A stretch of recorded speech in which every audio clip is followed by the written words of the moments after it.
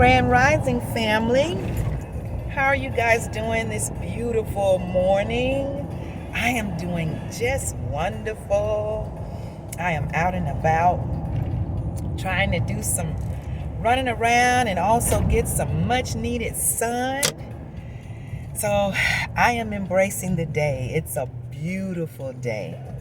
It is a beautiful rising and I am enjoying it. And I pray that you guys are too.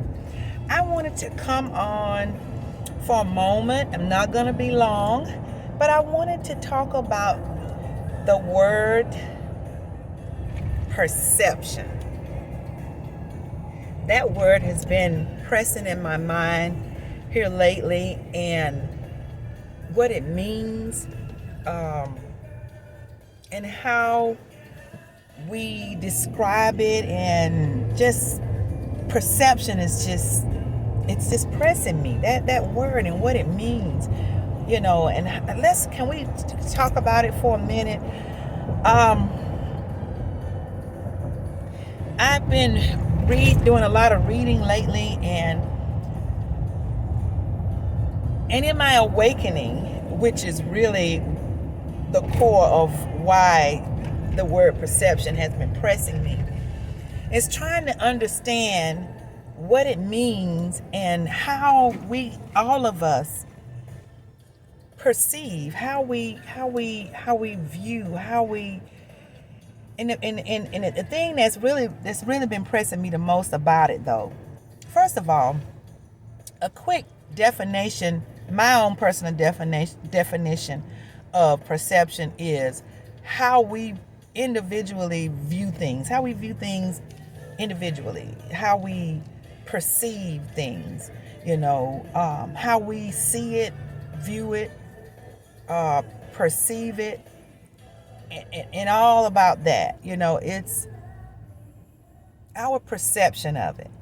And the thing too is what creates our perception. And so what I get is it's our experiences. It's the things that we've gone through, the traumas, the trials and the tribulations, all the things that we've walked in our lives since the beginning has, I believe, molded our views on how we look at things. And not only that, but also whatever we're going through at the moment, that we're perceiving something, that we're trying to understand and view something, whatever is happening in that moment in our lives, I think affects our perception. And so when I look at us perceiving certain things about other people and other things, what really got me on this, got me really harping on this, is because I was reflecting the other day. I often wake up in the morning, I sit on the edge of the bed, and I kind of reflect a little bit. And so I was reflecting on how people perceive you, what people's perception of you is, and the kinds of things I've experienced in my life in reference to people judging me, specifically me, judging me, describing me, misjudging me, and how it all falls into their perception. And what I got from that is that I've realized in my awakening, I begin to understand a lot of things that before I couldn't grasp, or I couldn't dissect it and understand it. But now I'm beginning to have an eye opener for understanding a whole lot of things that I didn't previously. And I realize how, they say everybody's truth is their own, but then also there's some things that are just true or not true. And so I look at myself when I dwell on that point, because I've known people, and they do it to all of us, not just me. I realize that all of us get put in that bucket. But I've had people to misjudge me. I've had people to say things about me that I know unequivocally is just not the darn truth. And I have people that really I've understood that really diehard believe certain things and they misjudge me. They wholeheartedly misjudge me. And so I've had to, in order to understand where that comes from, I've had to go and dig into and look at the term perception and what it means to everyone, to each and individual person, and how people will derive at I say you can call it an assumption or whatever is their truth when they're looking at you and perceiving something or develop a perception, a view of you. Where does it come from when actually that the things that you may have heard about people saying certain things about you are definitely untruth. They're not real. They're not the truth. It's just not. And so just trying to understand how lies can be put out and how people can behave a certain way towards you because of a lie or because of what they see with their own eyes when they look at you. It all derives from each individual's perception of you, or perception of whatever it is that they're looking at. And it's just helped me so much to be able to understand that just because someone has a certain view of you, a certain perception of you, in their final analysis, they look at you and say, well, that's who she is. When in reality, you are totally not that. It all falls on their views, their perception, what they see, because of what's in their head, because of their overthinking, maybe because of their experiences, because of what they're going through in the moment, because of all of these things, they derive at this perception. And even if it's a total lie about who they make the gospel to be about who you are, that is their perception. And what I've come to realize also is that people who don't really know you and they have this perception of you, and then if sometimes they get the opportunity to actually meet you and be around you and become familiar with you, their whole perception many times change. I've had that happen.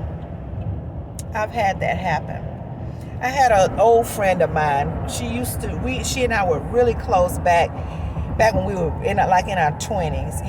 You have friends for different times. Sometimes we friends for seasons. So I had a friend for a season, and she was a beautiful friend in that season.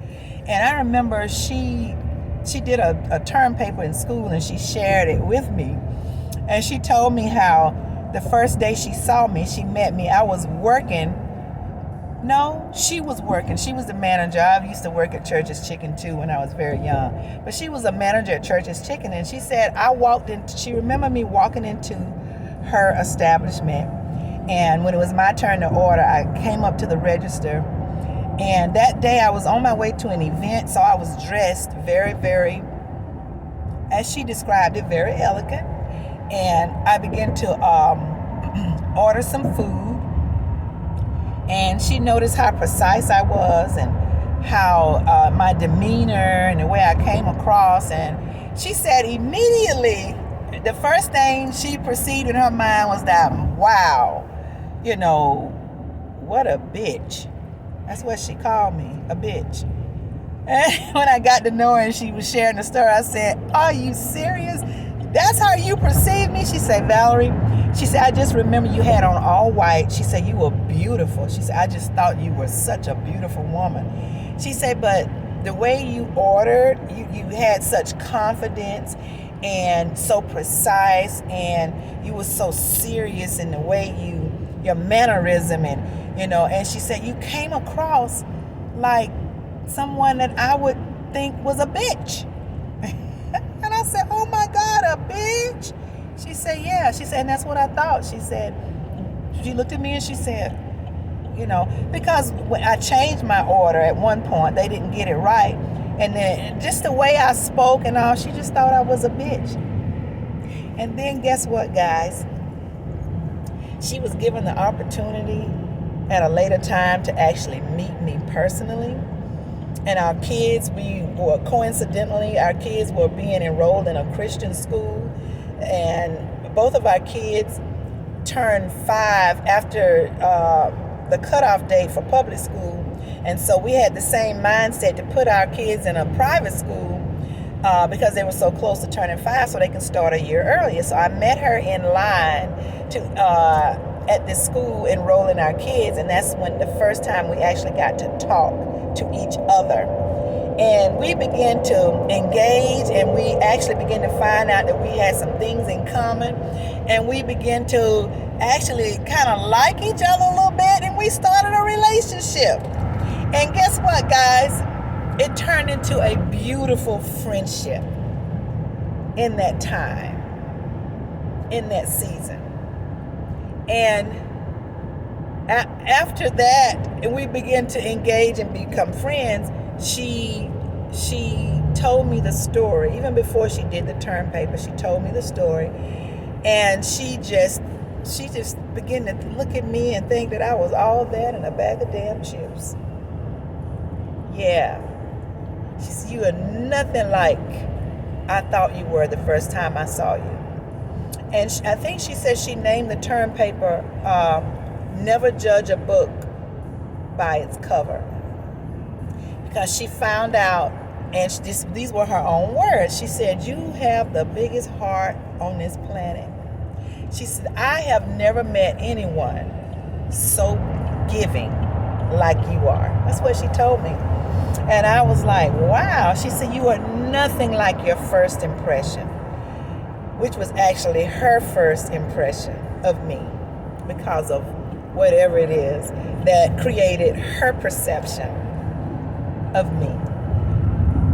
So I said all that to say, guys, perception is everything. And at the same time, it's nothing. Because, like I said, we can perceive a person because of things that have nothing to do with who that person really is, if that makes any sense. And so I just wanted to come on and kind of talk about that, because it's just that word has just been, it's like it's been floating in my brain in my mind for quite a few days. Perception. What is perception? What is it all about? Where does it come from? Is it real? Is it real, or is it just real for the person perceiving? It's just something to think about, guys. And for me to give a lot of energy to thinking about it, it must be something. And I'm sure somebody else is out there that are listening to this message, and they're going to think about it too.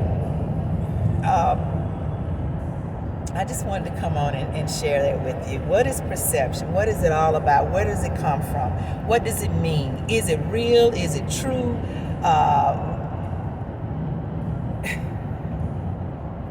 Understand, perception is all about you.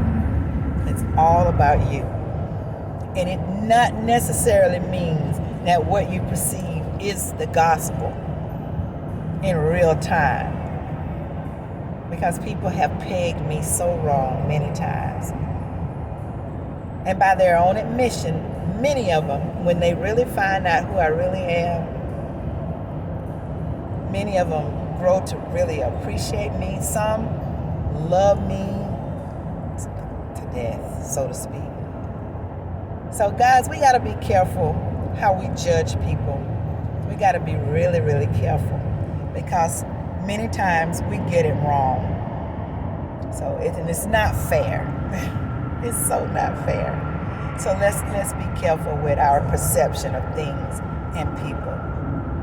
Okay, guys? I just wanted to come on and talk about that. I feel so much better. A lot of times I have stuff pressing in my mind. I'm like, I want to talk about it. Got to talk about it. I got to find the time to talk about it and get it out. And once I get it out, I feel so good.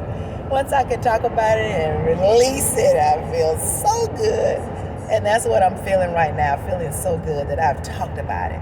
And hopefully Somebody will get something out of the message, hopefully, you guys. So I'm gonna get off. I got a busy day today, doing some fun stuff. My husband and I are out. We're doing some running around, and I'm feeling so energetic. I'm feeling so cheerful, and I just love spending time with my husband.